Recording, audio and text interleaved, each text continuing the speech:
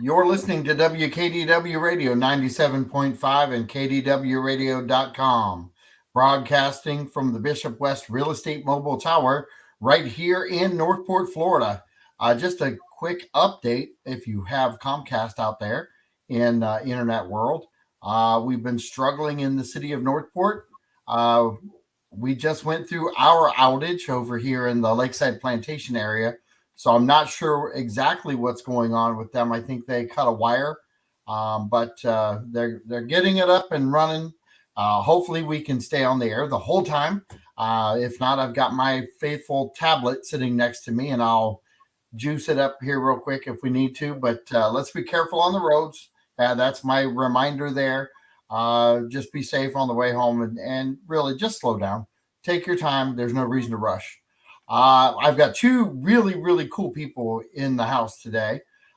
We've got to send some blessings on to Amy, who is no longer with C.A.R.E, but she will be back to joining the show in a different capacity with a different organization later. I spoke to her today, but I've got Sandra and Wendy from C.A.R.E. How are you guys doing?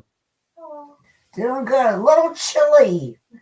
It's like, what happened to my Florida weather? Right. Where'd it go? I went to bed last night and felt like I was in Florida and woke up and felt like I was in Michigan.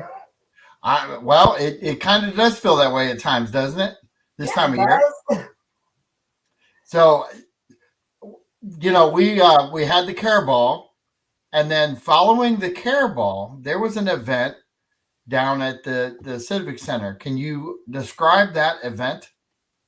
A huge success. That's awesome.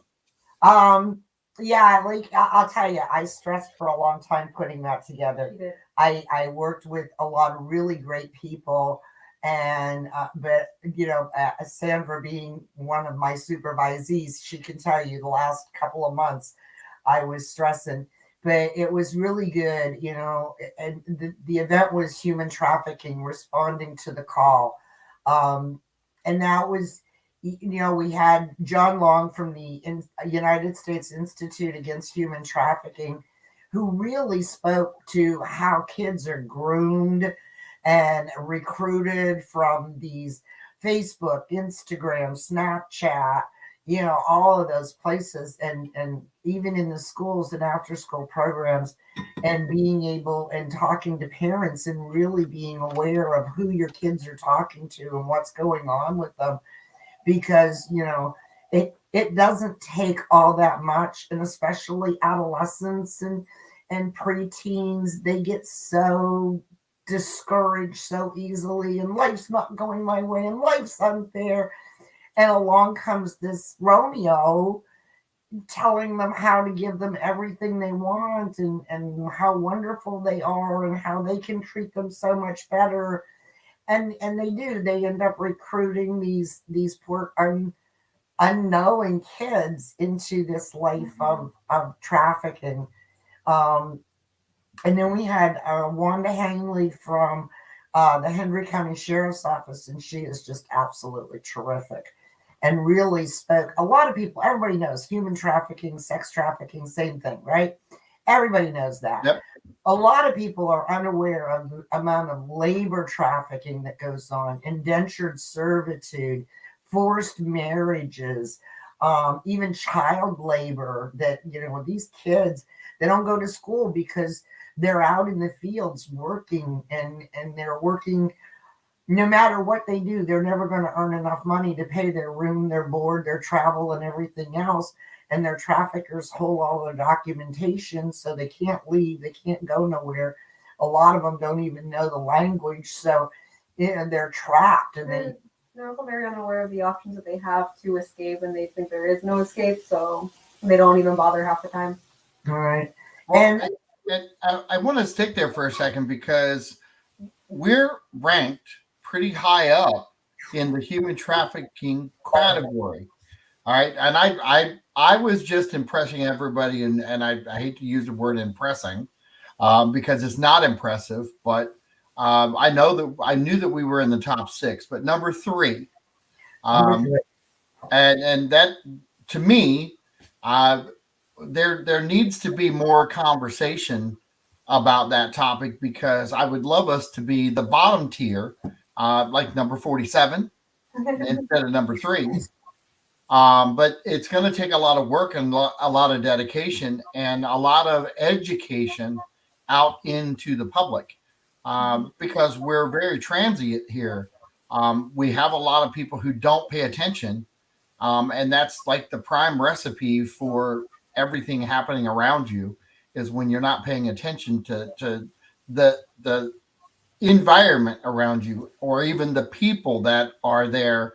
You're not People have their tendency to put their nose down towards their phone a lot, and they don't pay attention to what's happening 3 feet in front of them. uh, I'm going to go to the youthful side, because I know that Wendy's much, much, much more youthful than I am. But I'm going to slide it over to Sandra here real quick, because I want to get the youth perspective. You're into TikTok, you're into all of the social media side of things. Where does that human trafficking all kind of get started? Well, it's an easier platform for human traffickers to lure their victims. Kids, a lot of times, they engage in magical thinking. They really think that if somebody's offering them all this money or offering to take them out for food or buying them cell phones, that it's really not a big deal. They just really like them. And kids do think they're invincible, but they also think they're invulnerable. They really don't understand how vulnerable they are just being a minor, if that makes any sense. So when you use like social media platforms, it's basically, window shopping for these traffickers. They can see which girls are posting a lot of pictures, which kids, what they're posting. They can kind of gauge how they are. Messaging them is easier than ever. And then a lot of these parents don't even know what their children are on. So they're not even monitoring what's going on. The kids are sneaking around. So basically, social media, as great as it is, it just makes it easier for victims to be lured in. So, Well, for example, a trafficker will see a girl who he thinks might have low self-esteem, and like Wendy said earlier, the Prince Charming technique. He might DM her and be like, "Oh wow, you're so beautiful. Like I don't know why the boys at school don't see it. I don't know. Like you're so pretty." And then it kind of snowballs into something bigger. Like, "Oh, how about I take you out tonight?" And then like they'll spend like all this money on them, and I'm like, wow, this person really thinks I'm special. And then little by little, the trafficker will test the boundaries, and when the victim tries to, display any discomfort or voice their opinions, they will blow up on them. So it's basically like when they're good, they're really good, but when they're bad, they're really bad. And it takes time. They really wear down their victims, and it gets to a point where the victim is like, how the heck did I end up here? Like, how did I not see this coming from a mile away? Well, and with social media being out there, there's a lot of parents who I love calling parents out, because I was part of the fabric of Northport High School.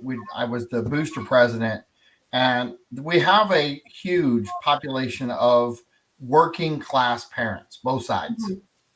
So yes, I want to give them kudos. At the same time, I really need to call them out, because there's a small population of volunteers, whether it be through C.A.R.E, other organizations, or even the high school. If you're willing to let social media and um, other networks that are out in the place in the community, uh, be your daycare provider, your uh, babysitter, so to speak, while you're not paying attention to your kid. I know I had two. I had twin boys, so there's a lot of work that goes into doing the volunteer time and making time and kind of forcing yourself to be part of the system. But I can't tell you how many kids that were tight with C.A.R.E and I, because we were volunteering at the high school so much, people thought we were employed there. Um, and that's really a cool thing at the same time, because we could watch a lot of the other kids, we could answer questions, we could talk to them. I think parents today are so busy doing other things that they lose track of where their kids are a lot of times. Can you talk a little bit about that and really how susceptible they are to being taken or controlled through social media and other platforms? They are very susceptible. You just never know, and the parent's responsibility is to pay attention to their own children. As hard as it may be for parents, I don't mean to, really sound judgmental over here, but the main thing is to kind of observe like who your kid's hanging out with, how often they're on their phone, if they're leaving the house or anything. Make sure who they're leaving with or where they're going. You really have to trust your kid, but your kid has to give you a reason to trust them as well. There's a balance with it. I don't think parents need to be like monitoring like the phones all the time, but they really need to, use their deductive reasoning skills to put two and two together if something does not seem right. You really have to work on that communication with your children. Mhm. And, it's like we talk about trust all the time, and we just assume that, hey, I'm your parent, you're supposed to trust me. But if you haven't earned that trust, why would I trust you? I can trust my best friend in school, and she's not going to, think something weird because I said so. So it's really about parents building that communication and building that trust level with their kids, that you can come talk to me about anything. Mhm. Because if not, and I always tell parents, if I come home and I tell you something and your chin hits the floor, you can't take that back. And if you're uncomfortable with me talking to you about it, I'm going to find somewhere else for somebody else to talk about that. Yeah. And unfortunately, there's a world full of predators willing to be the somebody else you can talk to. And the predators Well, are willing to throw the parents under the bus too. say it again. I'm sorry, Sandra. The predators are so willing to throw the parents under the bus too and manipulate the child like even more. Well, and I think we're more susceptible today than we were 20 years ago, just because social media has really changed the climate. And I had this conversation a few weeks back, and one of the police officers told me, and we weren't talking about human trafficking. It was really about breaking and entering and different aspects of breaking the law. And he said, people who are out there who are thinking about breaking into your house, they practice 8-10 hours a day on their skill set. Well, it's the same thing that happens with human traffickers. They're taking technology, and while we're all sitting back, my age bracket, we're utilizing technology more than we ever have. These guys are honed in on exactly what to do, what language to use, what type of personality they're chasing. They're really honed in on exactly the most vulnerable of the population that's out there, and they work really hard at tipping the hand in their favor. And if you're a parent who is disconnected or not as well connected, you're just kind of inviting the wrong environment in, and it's not into your home except through the internet. And the internet now is a form of babysitting. It's a form of entertainment.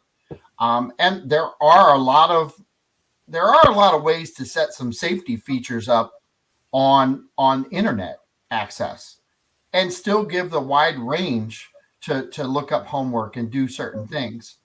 But I like Wendy's side of it, where she said the communication has to be there. And yes, while you're a parent, there people like to be kind of a little rebel. The people that are out there, they're on the rebel side, and so are some of the youth. They want that independence. They want to feel free.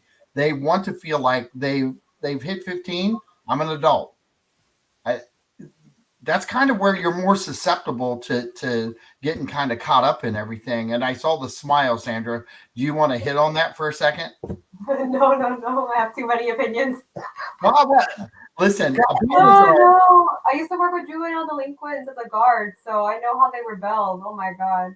well, and here's the thing: if we don't talk about the real life factors, then nothing ever gets out there in the world. The real life factor is the kids are at 14, 13, 12. They're advanced in technology more than we've ever been in our lifetime. Yeah. They have more freedom to communication now than we ever did. I was putting a quarter into a telephone booth, so the days have changed tremendously. And I just look at the possibilities of how many forms of human trafficking that the youth or even younger adults, I'm talking 23, 24, they're susceptible because if they're out of work, there's somebody out there who has something to dangle. They got the carrot. And they're talking money, they're talking easy money. The next thing you know, you're doing things on the internet that you never thought you would do. And we've had that conversation on this show over the last couple of years where we're encouraging people, don't take pictures of yourself. Don't send them out there. Don't get caught up in a moment because those pictures, even if you don't get human trafficked, you're talking about data that's going out there that will find you again. And there's so many people out there looking at that data, hoping that you post something so they can start collecting information on you. Mm-hmm. And I know that you go ahead, Wendy. John, Kevin posted, and he says, what's the minimum age most think social media is appropriate for? And I would look at, as a parent, take a look at social media. Just really honestly take a look and then ask yourself, is this appropriate for my child to be looking at? If you can't say yes, then why does your child have access to it? And, I know that parents think, oh my goodness, my kid will have a fit if I take their phone away from them, if I pull their TV and their computer out of their bedroom. Well, my take on it is that the more that child has withdrawal symptoms from that computer or telephone, the more you need to take it away because it's become like a drug. And the dopamine is just like over flooding their brain. They are addicted to that next click, that next text, that next, So yeah, it needs to be drawn away. My grandkids laugh at me. They say I'm so old fashioned, but my kids listen and they make those kids put their phones on the kitchen counter at 8:00 at night. They're not allowed to have them in their bedroom. The computers and laptops are in the living room where they can monitor and see what's going on. Why? Not because they don't trust their kids, because they don't trust the predators that are out there surfing the web constantly looking for that one kid who wants to hear I love you from somebody, who wants to hear, wow, you're beautiful, or wow, you're talented. And it doesn't take much. It just takes, feeding to that child's ego just a little bit. Well, kids are very egocentric in the way they think as well, and the world revolves around them.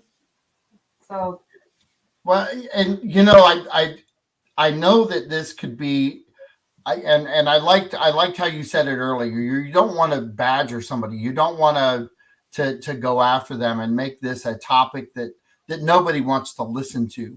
I think we're having a real conversation about real things that actually happen every day around the country. Not just because we're number 3. It just doesn't happen here. There are people that move here that come from another state who have been part of this. And it opens up avenues down here because once the youth gets down here, they don't know anybody. They don't know the environment. People around them don't know their behaviors. And the next thing you know, they're doing things that they shouldn't be doing too. And they're moving into a state. And I really hate the fact that I'm saying this, but I love the fact that we're able to talk openly and freely about this, because until parents understand, we're not badgering you, we're not bashing you, we're just saying you might want to start paying a little bit more attention, because somebody else out there is, and they're really good at it. And I think that's the eye opener. If we want to get down from number 3, we kind of got to take this situation and say, hey, let's wake up a little bit, and let's all get involved. Let's start being a community that embraces and pays attention to each other and moves things forward. I think that's the only way we conquer this, or at least attempt to conquer it. There's a thing, John, it's called ACEs. And I know that our Charlotte County Health Department is real into this ACEs. ACEs is adverse childhood experiences. And when we look at the ACEs in kids' lives, now, an adverse childhood experience, my parents are separated. I have a parent in jail. I come from a house of domestic violence. Yep. I witnessed drug abuse. I mean, when you start, I've got a parent that's unemployed. We don't know how we're going to pay our bills. We're being evicted. I've gone to 7 schools in 6 grades. Those are all adverse childhood experiences. And then, like I said, you have these predators that are just looking for these children that are beginning to outnumber. And the average kid has had so many adverse childhood experiences that here comes this wonderful person. I got a 13-year-old getting a brand spanking new iPhone from a 21-year-old. Now, what's wrong with that picture? I've seen that in my career too, like as a detention officer. And it's, and so, but don't tell your parents because they're not going to approve. And pretty soon you got this 21-year-old guy treating this 13-year-old like she's 17 and telling her what a bomb she is and how fantastic she is. Convinces her to run away from home because he's going to love her and he's going to take care of her and he's going to, feed her and do all of that. And so she does. And in the beginning, it's all beautiful, and then boom, he hits her and he starts beating her down to submission so that she will do whatever he wants her to do. And it happens all the time. And that's where, as parents, as caregivers, we need to really be aware. And one of the things that we know about ACEs is that even though all children have adverse childhood experiences in their lives, the child that has one caring adult, one adult that they've truly connected with, fares so much better than that child who doesn't. Right. That latchkey kid that is stuck home all alone all the time. And it doesn't take a parent. It could be a neighbor, a grandparent, a teacher. Just be that one positive influence in that child's life today. And that principle right there is what predators use. Mm-hmm. I'm going to be the positive influence in your life today. And when I get you where I want you, then I become your worst nightmare. See, I'm gonna use I'm gonna go back to church here a little bit, because Bill Rapp was the sucker man at church, and always had dum-dums in his pocket. Always had a bag of dum-dums. And this is before internet. This is when I was a kid, so old school. How about that? Back to the quarter and the payphone, and I remember Bill just walking around talking to all the kids and giving a sucker, and then he would see all the parents, and of course they would say, hey, don't I get one? And he would give them a sucker. Now let's step back a little bit. That was back in the day where things were a little safer. Okay. Well, the same thing's happening on the internet now, only they're not talking about suckers. They're talking money, they're talking safety, they're talking security. They're talking to them as if they're in an adult environment. And of course, that 14 and up age bracket, and sometimes younger, they're looking to be that adult. They're looking to have that control. And a lot of them have that control because, quite frankly, the parent's not there. Could be work. They could both be working shifts. Not that they don't care. They're just not present when and I go right back to the police story. When they're working so hard to beat you at your game, if you don't up your game, they will. It's very, very simple. And to me, that that police officer gave me so much power, because understanding that as hard as I wanted to protect, as hard as I thought, I should push for alarm systems, I should push for cameras. They're like, yeah, you can do all that, but they're going to beat those too. They're better than that. They work harder at this than a phone call to say, come and help me. And that's that. It's kind of, to me, that's kind of the eye-opening story that people need to hear, is that they need to understand that there's a group of people all over our state and all over the world who loves to take advantage of the less fortunate. Oh, yeah. And whether you're less fortunate from income standards or parenting side of things, where you only have one, maybe you don't have any. Okay. It is our world. We have to embrace our world where we're at. And I think just having this open dialogue like we are right now, we're not really picking at anybody on an individual level.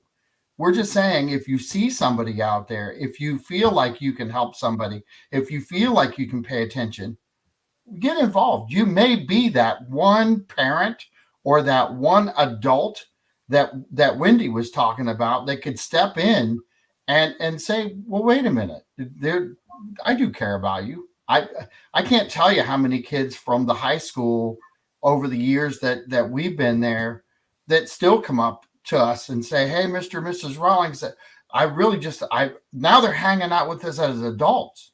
And you talk about a real change in dynamic, is that some of them have kids now. And now we're having parenting conversations with the same ones we used to grab a hold of and go, well, wait a minute, slow your roll. You got to pay attention. You got a whole world out here.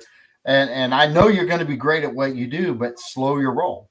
And it's obvious that we need to encourage more people to do that, because we are number 3 in human trafficking. Go ahead. And John, it's not difficult to start these conversations with your kids. I know parents work. I work. I raised 4 kids. It was never easy. I found their strengths, whatever their strength was. I have one daughter to this day, she loves to cook. So at dinner time, she was always in the kitchen with me, and that was our one-on-one time. And she knew she could talk to me about anything. I had every one of my kids had something, and that was our time together, just the 2 of us, without the other 3 kids, without work, without the phone, whatever. And we'd be working, we'd be doing things. I'd be taking care of chores, running errands with that child, and having that one-on-one time, and remembering, no matter what they told me, that, and sometimes kids will use shock value, but try not to be shocked. Try to get to, why would you do that? Why is that important to you? What led you to believe that was a good thing to do? And, it's just like, the more you can communicate with your kids and connect with your kids and find out what they're interested in, what they're doing, the better chance you have of protecting your children. And these kids get into these relationships, and and it's like, there's so many things out there. It's like, you talk about, possessiveness is not the same as protection. Yeah, he's very possessive of you, and that's not because he wants to protect you. It's because he wants to own you, and different things. And we can have all the ad campaigns in the world going on. I can do all the billboards and Facebook posts and Instagram and TikTok. But if it's not coming from the people that they love, it might as well be coming from the perpetrators, because that's what they want to hear. And I can't tell every child personally that I love them.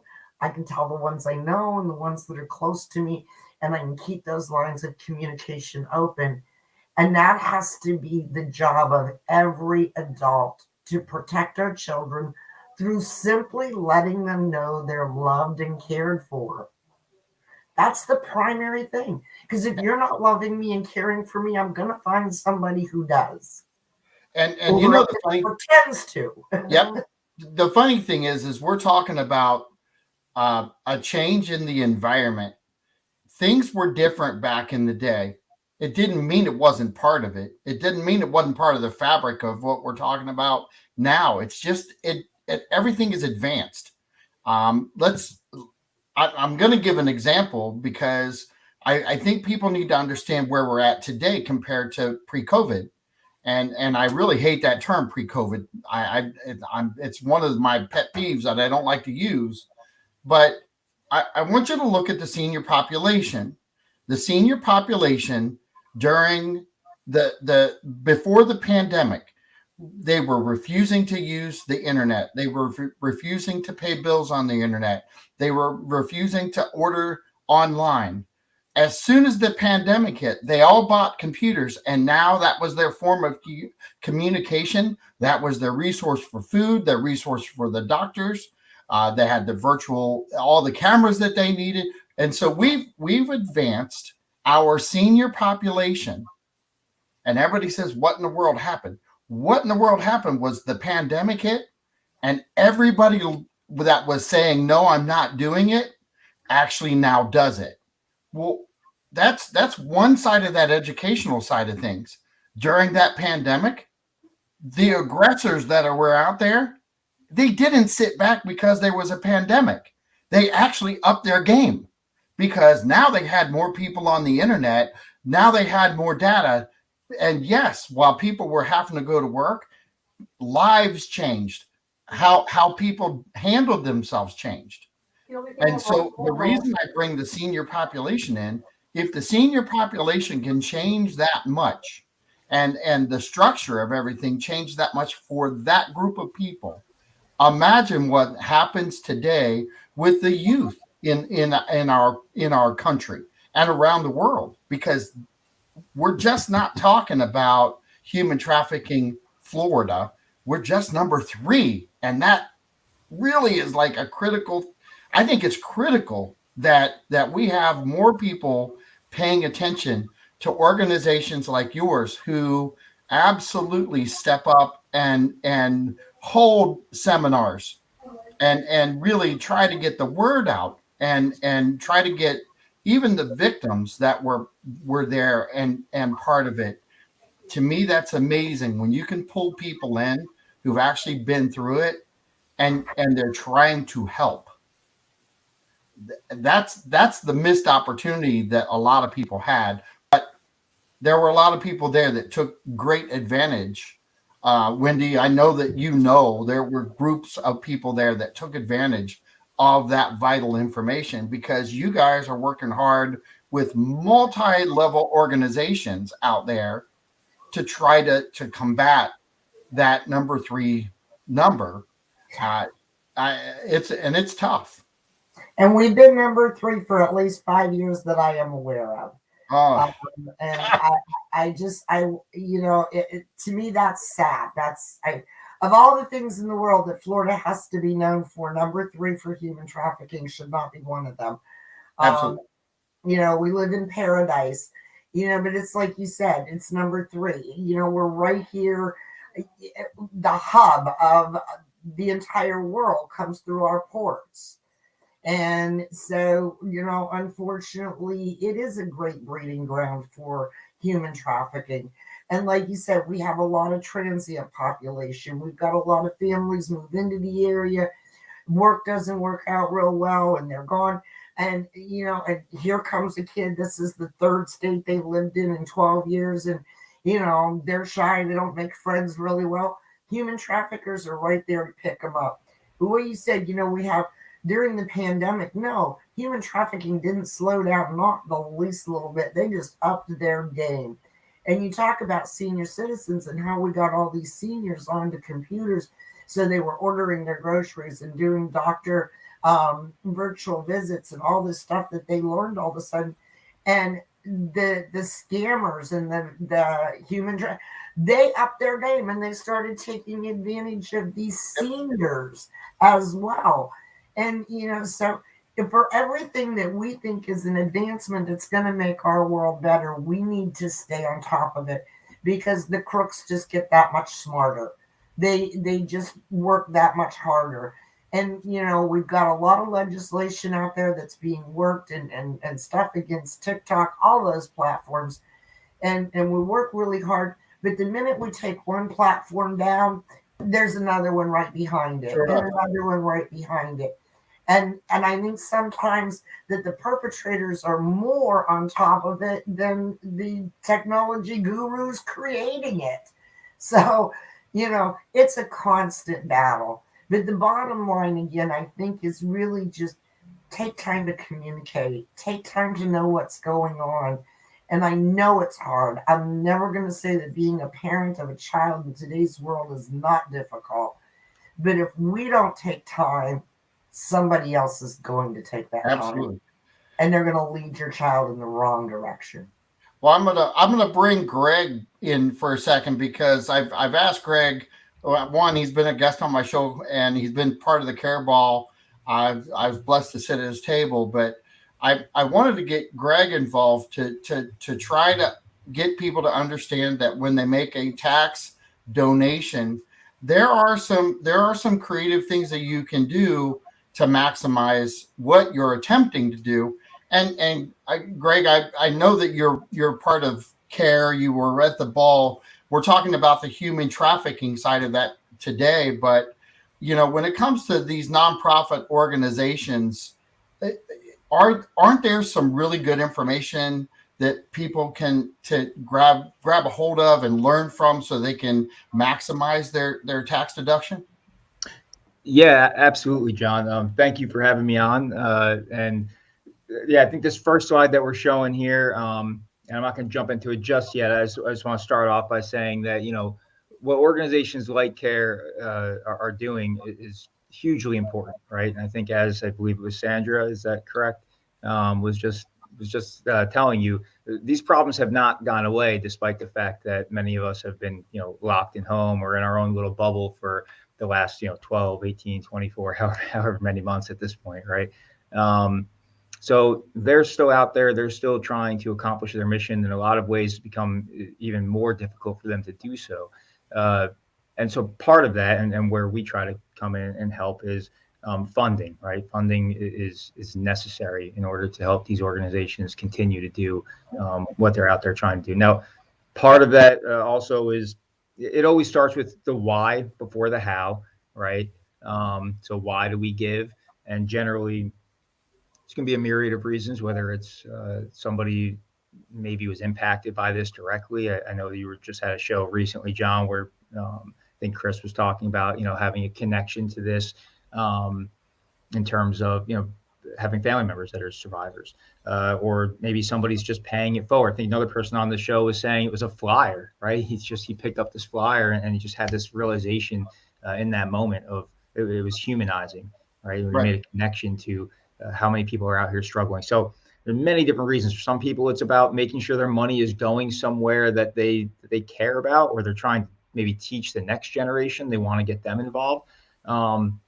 So we like to establish the why, because A, that's going to be probably the most important reason why a person gives.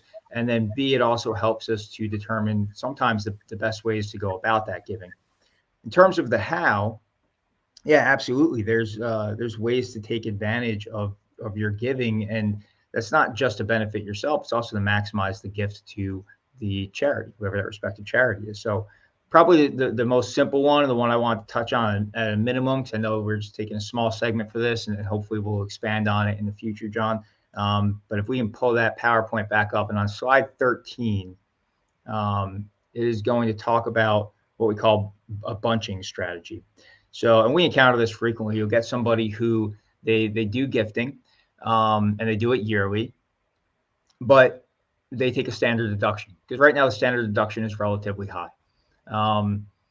What you can do as an alternative there, and I believe we are almost there. Let's just go down a couple more slides. Here we go. So as an alternative, what you can do is, so say in this example here, it's somebody who gifts $10,000 every year, right? So without bunching, it just, the total of their itemized deductions comes out to 23,000. And so it makes more sense for them to take the standard deduction. So in that case, that's what they do every year. With the same amount of gift giving over a 4-year period of time, but utilizing bunching. So 1 year they're going to give 20,000, the next year nothing. The year after that they're going to do 20,000 again. Now they can take advantage of using the itemized deduction. So in year 1 they're taking a $33,000 deduction. Year 2 they take standard. Year 3 they're getting the higher deduction. At the end of the total, they end up getting about $18,000 more that they can write off on their taxes, even though they gifted the same exact amount that they were doing before, right? So this is a very easy strategy to utilize. Sometimes I find with organizations, they say, well, I don't have a lot of, donors that are gifting us $10,000, Greg. You're saying this is an easy kind of entry level, but I don't know that it really applies.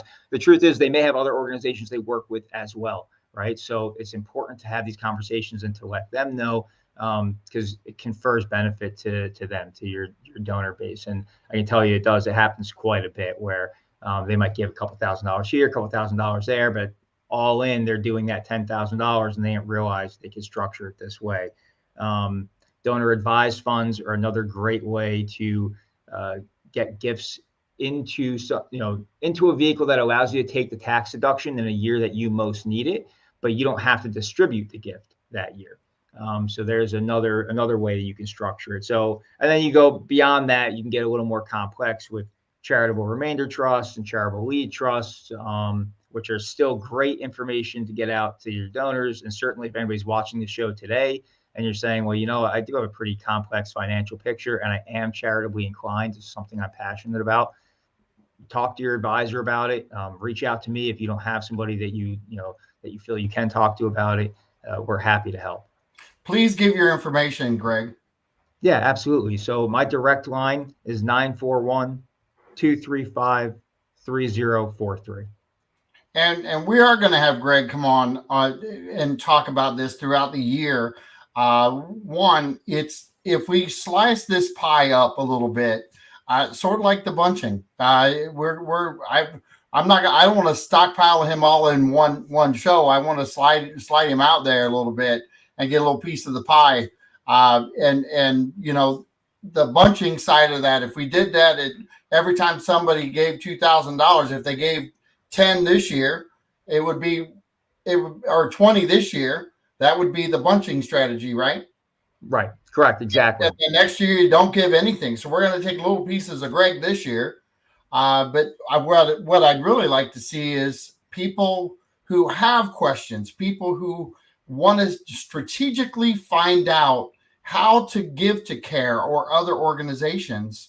These things matter, and it matters to the organizations, because organizations like C.A.R.E, they really can't make it in the end without support from the community. Their biggest fundraiser of to date this year was the ball, and that money is earmarked differently so that funding is structured in a way that there's earmarked funds and there's money that's made that they can spend a little more freely to get people taken care of. Wendy, do you want to hit that just a tad? You're muted. Sorry. Hold on. There we go. There you go. Thank you, John.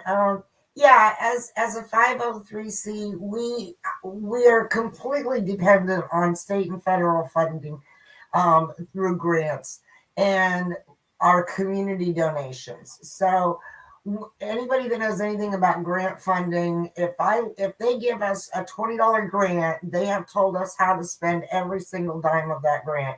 It's like you can spend $2 here and $2 here and $4 here, and that's it. When we have our fundraiser like the C.A.R.E Ball, we love that because we call that unrestricted funds. We bring that money in, but all of that money then can be helped, because our entire goal is to help survivors, victims of domestic violence, sexual assault, or other violent crimes.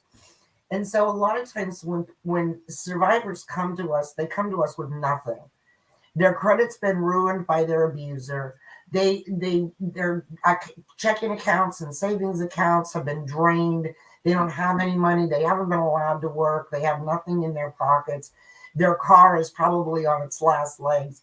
And so that's money that we help them. Like we might be able to get the spark plug wires replaced in somebody's car, or new tires put on their car so they can actually drive back and forth to work safely, or pay a month's rent and security deposit, or pay off a past due utility bill to help them get situated and starting on that journey of healing. And sometimes these women, and they come to us with this whole laundry list of, I don't know what I'm going to do. I don't have any clothes. I don't have any, even if I get an apartment, I don't have dishes. I don't have this. I don't have that. And so those unrestricted funds, that's what we use to help people. Now, we get a lot of donations as far as material things that we give to survivors to help set up with housekeeping. We have our reuse store in Inglewood and our reuse store in Port Charlotte, where people donate goods. And our survivors can go there anytime and buy anything for free. But what we sell to the community, and that's money that comes back as unrestricted funds. Right. We can buy somebody a gas card to get them back and forth to work this week, or we can pay for somebody's daycare this week so that they are able to go to work and have their daycare paid for. So that fundraising is so extremely important to us. And money that's donated through community it's the backbone of what we do. Without that and the volunteers that come and volunteer their time for us, we would not exist today. Right. Greg, I want to kind of throw this in there because I believe this was your first C.A.R.E ball, wasn't it? It was, yeah. So you actually bought a table. I was one of the guests at your table, which I really truly appreciate. But I want to get your feedback on what you thought of the C.A.R.E ball overall, and how did it educate you on what's going on out there. Sure. Yeah. The C.A.R.E ball was, well, it was great, right? So it was a phenomenal time, and I think that's what it's meant to be, right? So, it was great to see community members kind of come together, and what a crowd and community it was. They did a great job of providing an atmosphere that I think everybody felt comfortable, and you could mingle and enjoy the night. At the same time, everybody's acutely aware of what it is we're there to support. I think everybody that's there was happy to be supporting it. I thought the video, if you remember, John, I thought that was Yep. impactful. That was really impactful, and you could hear a pin drop in the room when that was going on. So, no, it was a phenomenal event, the gold standard, I think, without a doubt. And some unique things happened for you. Is that we actually were out kind of working the crowd a little bit, so to speak, and finding out where the niche was, where the need was. We talked a little bit about doing this segment and adding some different features on throughout the year, because while we're talking about C.A.R.E, while we're talking about the human trafficking, domestic violence, there is more to it than just that organization. There are so many organizations out there that really work so well together to drive this information out, the helpfulness out. And there's new organizations. We had a couple on the show during the human trafficking time frame that they're just starting, and it's amazing that organizations are starting up, and yet they attach themselves to the community around C.A.R.E, and they feel like they're already part of the fabric of the reason they should be there. And I know that's a big thing, but with what you're trying to do, you're trying to educate people on how to give this. I don't want to even use the word smart, because if you're given that, thank you. That's the big thing. Thank you for giving. But now maybe take a look at how you're giving, restructuring how you're giving, so that you can actually reap the reward of the same amount of money that you were giving before and get that larger tax deduction. And I think that's a big thing. Absolutely, John. And to that effect, I mean, so sometimes it plays on one side or the other, you know. So there's times where, for example, you have somebody who's going to sell an asset that's highly appreciated, and then they plan on gifting those funds over to a nonprofit. And that could potentially, maybe they don't need those assets, but they need their other assets that they're living off of. If they were to sell that first, they're going to have a tax implication there, right? And if it's highly appreciated, it could be a significant tax implication. However, they could turn around and gift that to the charity, or if that doesn't work, you know, best for their needs, there's other ways to structure it so that they can move that asset out of their taxable bracket, out of their taxable pool, and give much more than to the charity. And they're perfectly fine with that, right? So it's not always about Shake your head, Wendy. You'd Exactly. be perfectly fine with that, right, Wendy? Yeah. Yeah, I think in those cases, everybody's happy, everybody wins. You know, you end up accomplishing the mission of the client, you end up benefiting the charity. I think it's great that you're getting multiple charities involved, because I do believe this is an area. When I speak to some of the bigger charities, they for sure believe this is a rising tide raises all boats type of situation. So, you know, you'll find that the same people that are giving to multiple different areas, because they just have charitable hearts, right? This is something that they're passionate about, and it's okay. It's okay to share that space, because you're likely then to get somebody that maybe you weren't on their radar previously, but this other organization was working with, and now they hear about your mission and they say, you know what, I actually can afford to give a little more, and Right. you know, they're happy to do so. Well, Greg, I should have done this earlier, but Greg, meet Wendy and Sandra. And I didn't mean to not introduce you guys, but I kind of warned you that he was going to come on. What do you think of this segment? And do you like what we're trying to do on educating people, not just on the human trafficking and domestic violence side, but also the giving side and the caring side? Well, we definitely appreciate it. Let me tell you. You know, it's like I said, we've been here for almost 39 years now, and in 39 years, if it wasn't for our community donations and the volunteers, we could not do what we do. You know, people think we have, you know, you come in our building, you think we have a ton of employed staff, and no, we don't. We have very few paid staff. We have a majority of volunteers that come in and they answer our helpline and they provide crisis intervention. And, you know, they work with survivors to help them through the process of going to court, going through depositions, going through forensic interviews. It's just, we have a hospital response team that goes out, you know, so any way that we can get the word out to the community, not only about what we do, but how important their $5 donation to us is, you know, Right. let alone for those who need a tax break. I have a crazy little app on my phone called Roundup. And on Roundup, every time I go to the store and I use my debit card, it just rounds it up to the next dollar. Well, when I did my taxes this year, I mean, no, I itemize it. I don't itemize because I don't make anywhere near enough money. But I was literally shocked that in 12 months I gave over $200 to C.A.R.E. I was like, and I never missed a dime of it because it's just rounding up a dollar.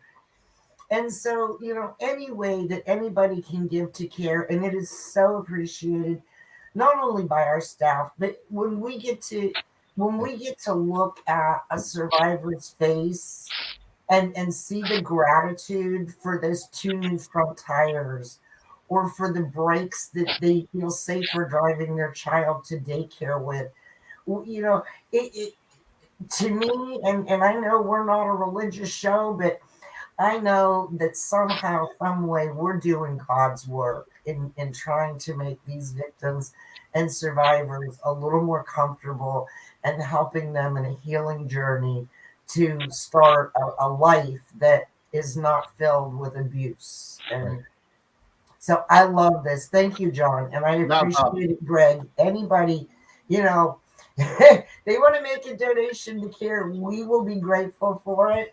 And we publicize it on our Facebook that you're a community partner and you've made a donation. And we have these coins that are donated to us that we give to our community partners. And they're really kind of fancy, aren't they, John? You got Yes, mine. they are. They're really cool. because we do want to recognize the people that are supporting us and the people that are helping us in our mission of assisting victims. Absolutely. Marie, did you want to add anything? Yeah, I wanted to give Greg a shout out, a thank you. He was a sponsor for us, but besides that, the education that you gave in the slides that you just sent me, I had no idea, Greg, and I've given all these years. I didn't know about this financial, how to do that. And a lot of us people, just like Wendy was saying about rounding up, we need to be educated because I don't think there's any education out there unless we come to a financial advisor. And John, I'm very grateful for you doing this show like this. Thank you. Thank you. Well, that's kind of where Greg and I we talked about this, and we're trying to make the biggest impact with education because one, we talk to CARE once a month, and we talk about multifacets that are going on inside of CARE because they're just not rape and prevention. They're just not human trafficking. There's so much more. We've had Green Dot on. That's just another side of things that they work with. We've talked to different organizations that they're part of. So educating the public is a big thing. And I want to thank you, Greg, because I know you're taking time out of your day to do this, but I think we're going to make an impact. I really do. No, I'm happy to help. Absolutely. And I've got to sign off, but this is John Rawlings with WKDW Radio saying thank you and hang in there and have a blessed day. We'll talk to you guys soon. Bye-bye now. Thanks, John. Thank you, John. Thank you, Greg. Greg, I sent you out a thank you note with Are you keeping this live? No. Oh, shoot.